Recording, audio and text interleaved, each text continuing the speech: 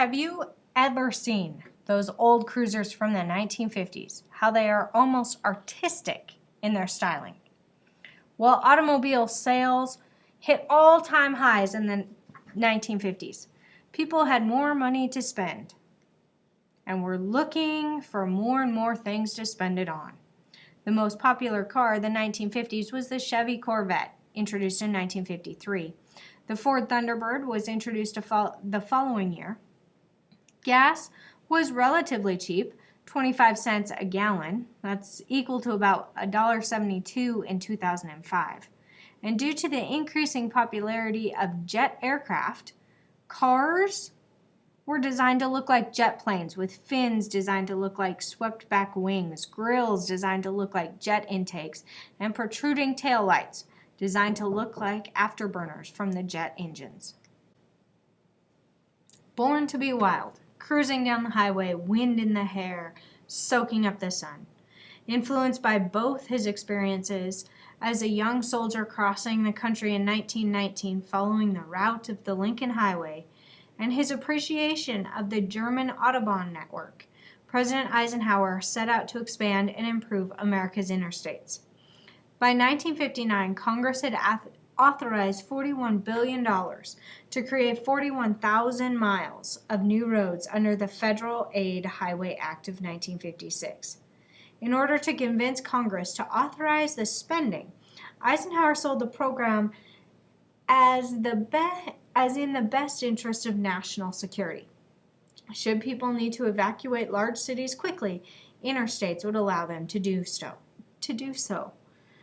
Look at this map from 1959 of the interstate highway system.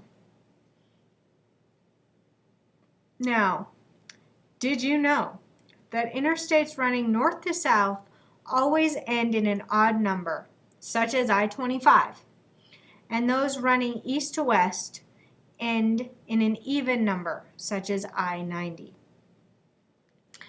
Now, new businesses began to prosper due to the huge explosion in the interstate highway system.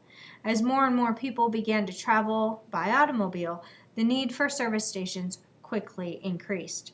Stations not only pumped gas, but also serviced cars by checking the oil, water, and the tires for free. As more and more people began to travel across the country, they needed places to stop and eat along the way. So fast food restaurants began to appear along the interstates. In addition, people needed to stop somewhere and spend the night. So motor inns, motels, became popular. Unfortunately, there were some major drawbacks to the automobile. An increased level of air pollution came from cars that ran on leaded gas with no thought to the contaminants they were emitting. People also stopped using public transportation, and the public transit systems across the country fell into disrepair. But possibly the largest drawback at the time was automobile accidents. Although the interstate highway system and the car culture in general added more freedom, it wasn't all positive. With more new drivers on the road and cars that were not particularly built for safety, auto fatalities grew at an alarming rate. In fact, in the 1950s, more people died in automobile accidents than U.S. soldiers had died in World War I.